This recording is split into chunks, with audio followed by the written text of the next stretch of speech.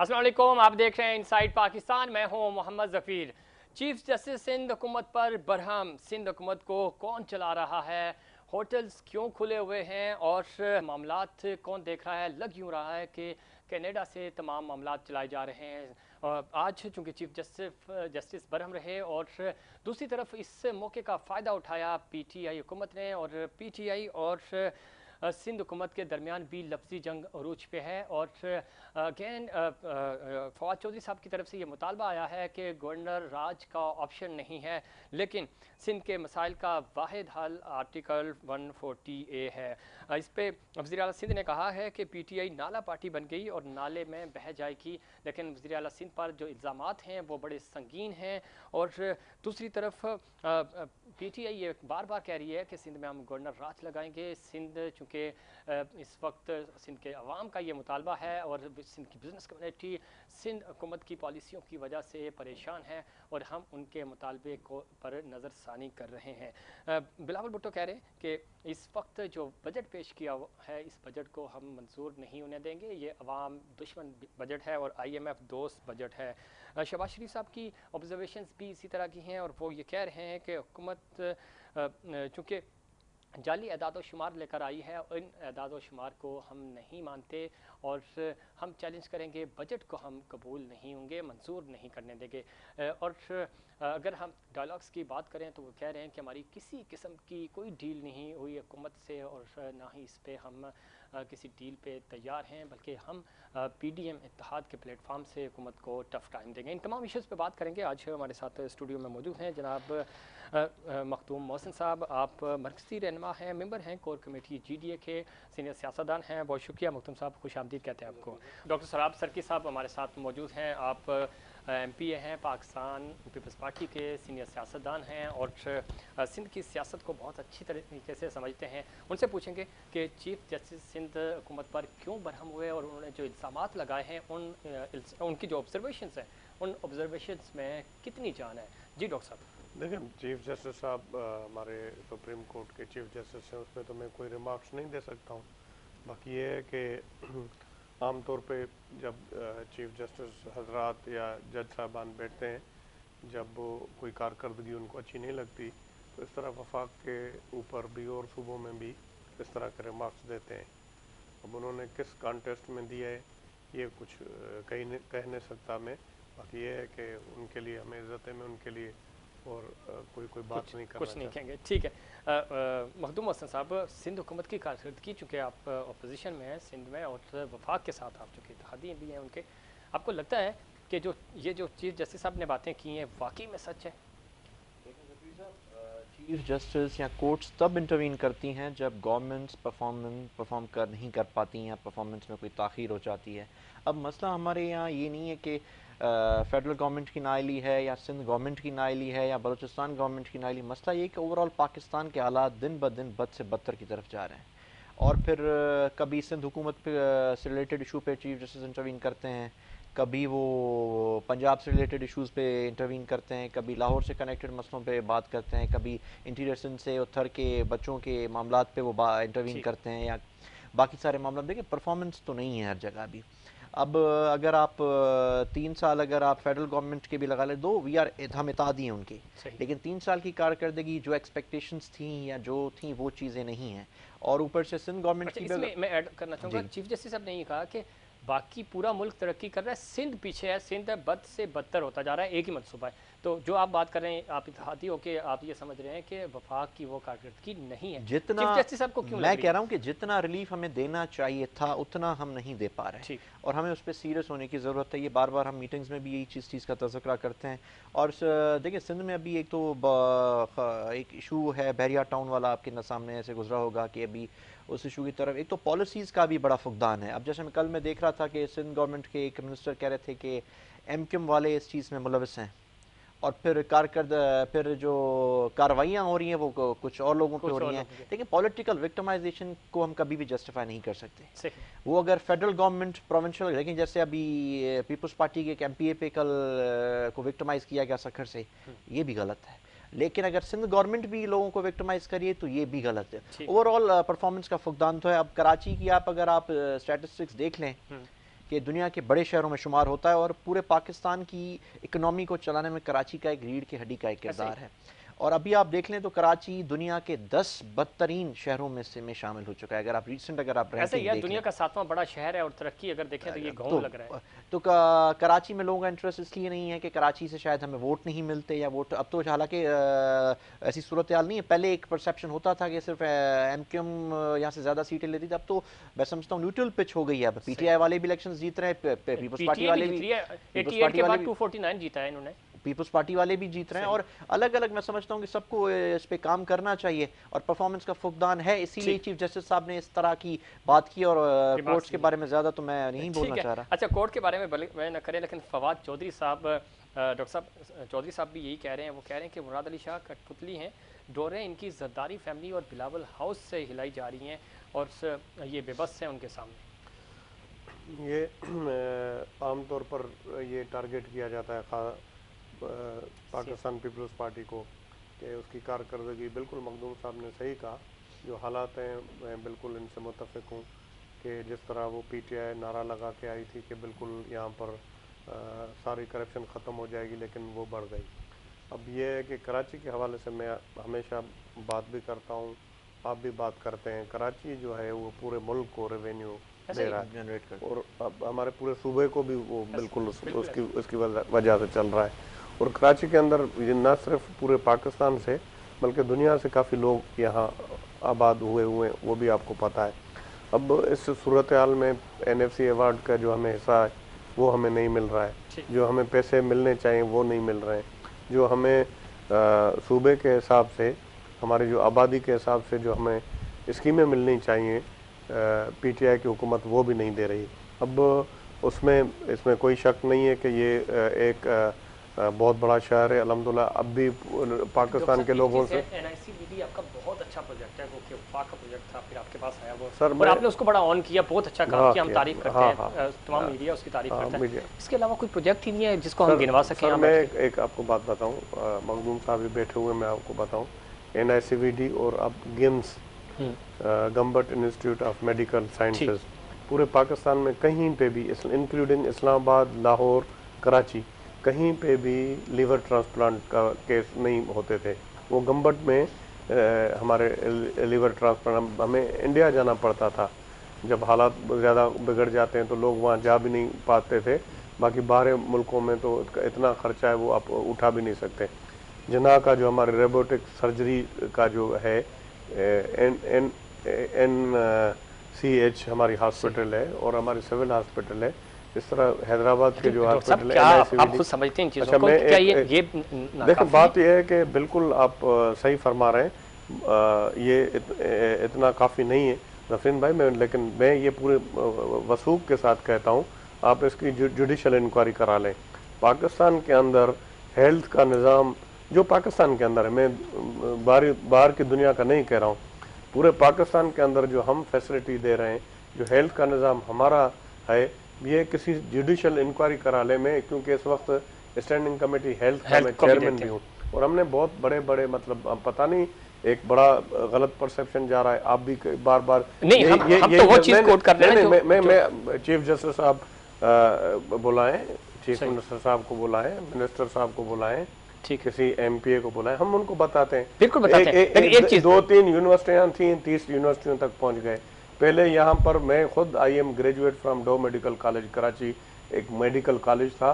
सबसे पहले हमने मेडिकल यूनिवर्सिटी बनाई रफरीन भाई, ठीक है। उसके बाद हमने सबसे पहले पाकिस्तान के अंदर, आपको पता है कि आप भी पढ़े लिखे हैं, कि पहले ये होता था कि हम सब एक ही यूनिवर्सिटी में जाते थे। कराची यूनिवर्सिटी में लॉ की डिग्री भी उधर ही से लेते थे हम, हेल्थ की डिग्री भी उधर, MBBS की भी उधर से लेते थे, और इवन इंजीनियरिंग की डिग्री भी हमें कराची यूनिवर्सिटी देती थी। ठीक है, हमने ये सेपरेट की है। अच्छी बात है। और पहली मरतबा हमने लॉ की यूनिवर्सिटी पूरे मतलब पाकिस्तान के अंदर हमने, जिस तरह मौजूदा हुकूमत कह रही है कि GDP में हमने पॉइंट्स गेन किए हैं, इसी तरह आप कह रहे हैं कि हमारी यूनिवर्सिटीज़ बन गई, कॉलेजेस बन गए, और उसके अलावा स्कूल्स बन के हेल्थ बेहतर होगी, लेकिन सहूलतें नहीं मिल रही। जिस तरह आवाम को अभी तक डिलीवर नहीं कर सके ना, वो महंगाई बढ़ती जा रही है, इसी तरह यहाँ पे भी। और दूसरी बात, ये देखें, फिर परसेप्शन सुप्रीम कोर्ट के जो चीफ जस्टिस साहिबान हैं उनका हमेशा वहाँ पानी के वाले से उनका बयान आया, फिर लाड़काना का बयान जो उन्होंने डायन वाला बयान दिया था वो आपके सामने है। ये उनके हैं, हम तो नहीं कह रहे ना। मैं वही कह रहा हूँ ना, वही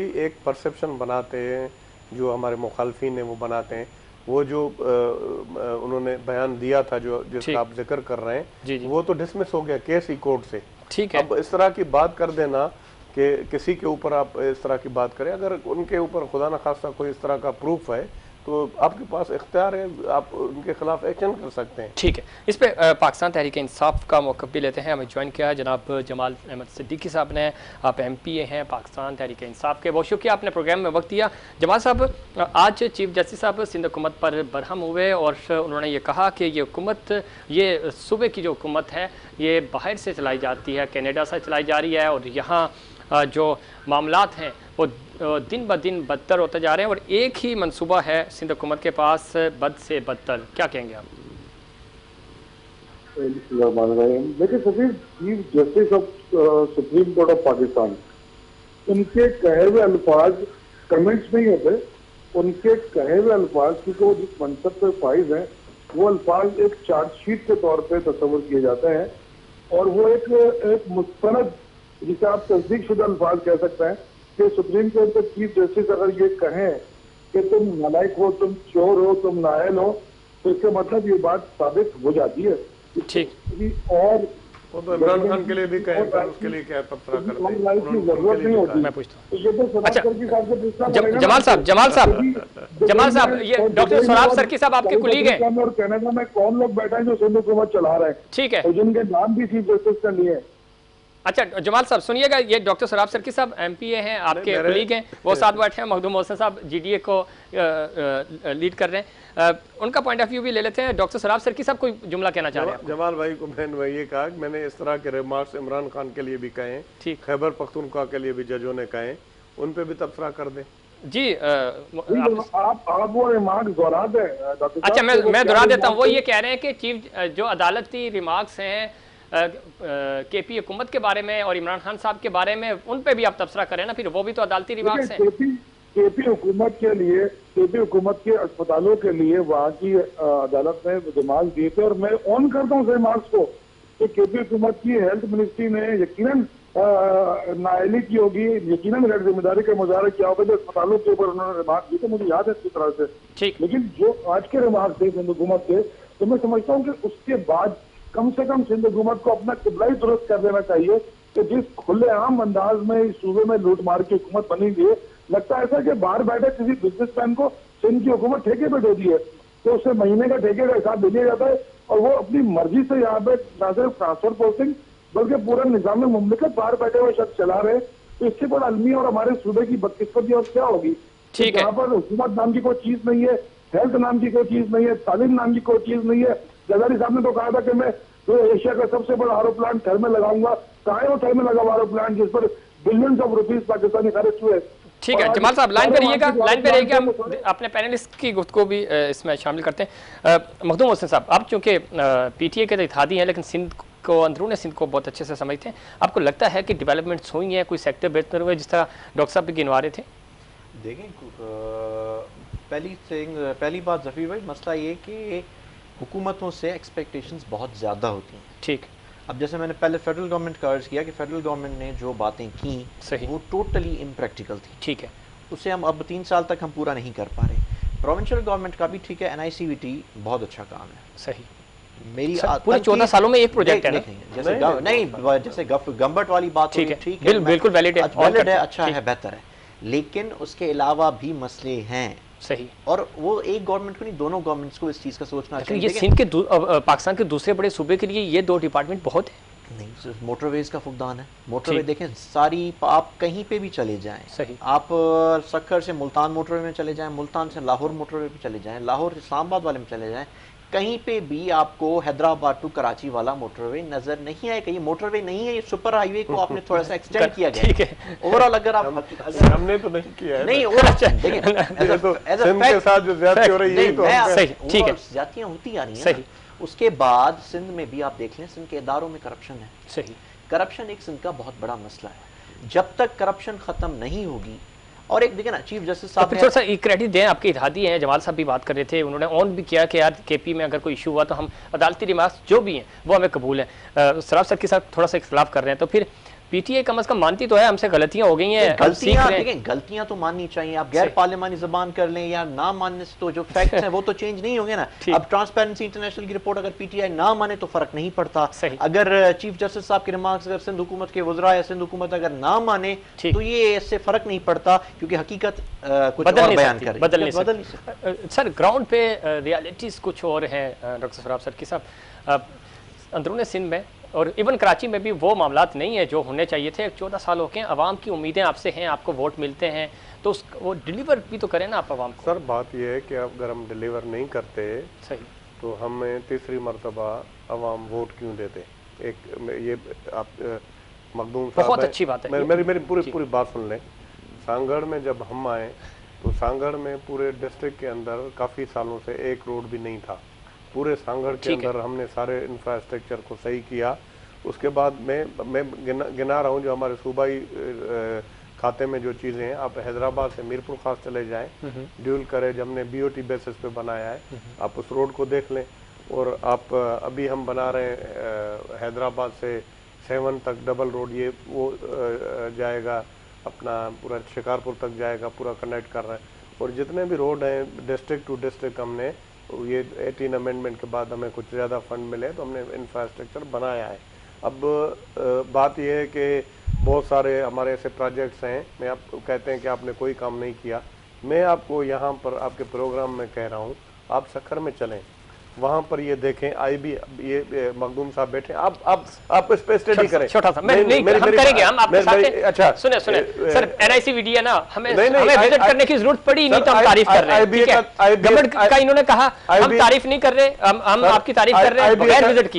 आईबी सखर पे तबसरा करें, बिल्कुल अच्छा है, बिल्कुल अच्छा है। लेकिन वो गिनती के 14 सालों में अपने प्रोजेक्ट किए और आपने कहा कि आपको वोट मिल रहे हैं। सर अगर वोट मिलते ना तो आप सिंध के 4 इजला तक 4 डिवीजन तक महदूद ना होते, आपको फिर आप तो वफाक की जंजीर थे, अलामत थे, आप कहाँ चले गए? जंजीर थे, अलामत थे, वो तो इलेक्शन तो कराची में जो हुआ है वो भी आपके सामने है, उस पे भी इल्जामात है। नहीं वो तो आपके सामने। अच्छा एक चीज और है, मैं फिर जमाल साहब की तरफ जाऊंगा। अभी हमें आपने फ्री हैंड दिया, अच्छा सही तरीके से इलेक्शन करने दिया कराची के अंदर, ये बड़ी बात है। जहाँ पे आप जीते वो फ्री हैंड होता है, जहाँ आप हार जाए तो कुछ ऐसे एरियाज होते हैं जफरीन भाई जहाँ पर इंटरवीन होती है, ठीक आप भी समझते हैं। अच्छा आखिरी एक पॉइंट मैं फिर जमाल साहब की तरफ जाऊंगा।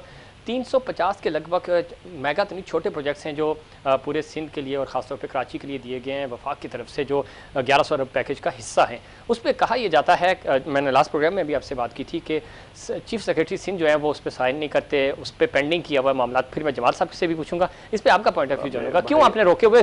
आप ही के लोगों की तरक्की होगी, आप ही को वोट मिलेंगे। जुल्म है ये, बड़े अफसोस की बात है। मैं गालबन कोटिया में था, आपने मुझसे ये क्वेश्चन किया था, ठीक आपको पता है कि पोस्टिंग चीफ जस्टिस की कौन करता है? सही नहीं बिल्कुल पता है, लेकिन जमाल भाई से पूछ लेते हैं जी। अच्छा वो तो आईजी और ये तो वफाकी हुकूमत एस्टेब्लिशमेंट डिवीजन से जी। जमाल अहमद सिद्दीकी साहब वो ये कह रहे हैं कि चूंकि आईजीपी और चीफ सेक्रेटरी भी वफाक के अंडर आते हैं, वही अपॉइंट करते हैं इनको, तो अगर आपके साथ ज्यादती किसी प्रोजेक्ट पे या कोई हो रही है तो वो कर रहे हैं, हमारा तो इस पे कोई अमल दखल ही नहीं है। देखिए मैं सभी जी मैं और आप मुझसे सारे लोग ये समझते हैं कि जब भी सिंध हुकूमत कोई आईजी और चीफ सेक्रेटरी का नाम देती है तो वो अपने मनपसंद आदमी का नाम देती है, ठीक वो वफाक के मुंतखब करदा या वफाक से सेलेक्ट करदा आदमी को कभी अपॉइंट नहीं करती। तो वो अपने किसी 3 आदमियों के नामों में से किसी एक आदमी का इंतखाब चाहती है वो। और ये चीफ सेक्रेटरी आईजी ये सिंध हुकूमत की इस गाड़ी के 2 पहिए हैं जो पूरी सिंध हुकूमत इनकी मर्जी से चला रहे हैं। काश कि मेरे भाई डॉक्टर सराफ सर की इतने मासूम होते कि ये दोनों लोग वफाक के नुमाइंदे, हमारा क्या कसूर है? तो इतने मासूम है नहीं मेरे भाई, सब पता सब इनको है। नहीं, बड़े नफीस आदमी है। तो जो भी वफाकी हुकूमत काम करना चाहती है, मैं समझता हूँ कि सिंध का चीफ मिनिस्टर बहज़त सीएम चाहता है कि हाँ वफाक के साथ मिलकर सिंध में काम किया जाए, लेकिन जो उनकी पार्टी की कायदत है वो नहीं चाहती। वो सीएम को 90 डिग्री अपोजिट जाने के लिए कहती है, तो सीएम की नौकरी बेचारे की, उसको सीएम रहना तो उनकी बात माननी पड़ेगी, तो वो उनकी कायदत नहीं चाहती। अब जैसे वफाकी हुकूमत ने हेल्थ कार्ड इशू करने की बात की कि हम पूरे सिंध को हेल्थ कार्ड इशू करते हैं। अच्छा उसमें एक सूबे का भी एक शेयर होता है कि सूबे ने भी कुछ कंट्रीब्यूट करना होता है उसके अंदर। तो जिस तरह पंजाब ने कंट्रीब्यूट किया, केपी की गवर्नमेंट ने कंट्रीब्यूट किया है वफाक के साथ, सिंध हुकूमत अपना शेयर कंट्रीब्यूट करने को तैयार नहीं है। साफ मना कर दिया उन्होंने कि हम कंट्रीब्यूट नहीं करेंगे। तो इसका मतलब ये होगा सूबे के अंदर हेल्थ कार्ड ना दिए जाए। अब हेल्थ कार्ड पूरे सूबे की आवाम को दिया जा रहा है इस वफाक की तरफ से, लेकिन वो नहीं हमारे साथ हाथ बढ़ाना चाह रही। 10 लाख रुपए फी का हेल्थ इंश्योरेंस मिल रही है। ठीक, ये वो रेगुलेटरी स्टेप्स है जो हम अपने गरीबों को उठा सकते हैं। ठीक है। जमाल साहब, आखिरी सवाल आपसे, आखिरी सवाल, आप सिंध में गवर्नर राज लगाने की बात क्यों कर रहे हैं? फवाद चौधरी साहब का बयान भी आया कल और आपकी तरफ से भी ये मुतालबा रखा गया। इवन एमक्यूएम ने भी कहा कि बिजनेस कम्युनिटी चाहती है कि सिंध में गवर्नर राज लगाया जाए। क्यों आप ये मुतालबा कर रहे हैं? तो फिर देखिए, जो लोग 14 सालों के बाद भी आकर अगर टीवी पर बैठकर ये कहे कि हमने ये सड़क बना दी, हमने ये नाली ठीक करा दी, हमने ये गटर ठीक करा दिया, तो इससे ज्यादा अफसोस की बात और क्या हो सकती है कि 14 साल के बाद भी वो अपनी गलतियों को, अपनी खामियों को, अपनी नालायकी और नाअहलियों को एक्सेप्ट करने के बजाय डटाई से उसका दिफा करते हैं कि नहीं वो सही है। यार अगर सब कुछ सही होता तो आज सिंध के अस्पतालों में कुत्ते वार्ड में ना घूम रहे होते, लोगों को गधा गाड़ियों पर ना लेके जाया जाता, सिंध के अस्पतालों स्कूलों में बगैर फर्नीचर के बच्चे तालीम हासिल ना कर रहे होते। आज भी 14 साल के लगातार के बाद अगर हमारे सूबे के तो अहम इदारों का ये हाल है, तो उसके बाद भी अगर हम इनसे सवाल ना करें, इनके जमाल साहब, डॉक्टर सराफ सर की आपको रिस्पॉन्ड करना चाह रहे हैं, एक 10 सेकंड दीजिएगा, फिर मुझे ब्रेक पे जाना है। जी जी, इनके अवाम का क्या कसूर है ऐसा तो सिंध की अवाम आपको बार बार वोट देती है सिर्फ मोहतरमा शेख के नाम पे, भुट्टो के नाम पर, और उसके बाद आप सिंध की अवाम से ही बदला ले रहे होते हैं। ठीक है, इनको जिस बुनियादी सहूलियत से आपने महरूम रखा हुआ है।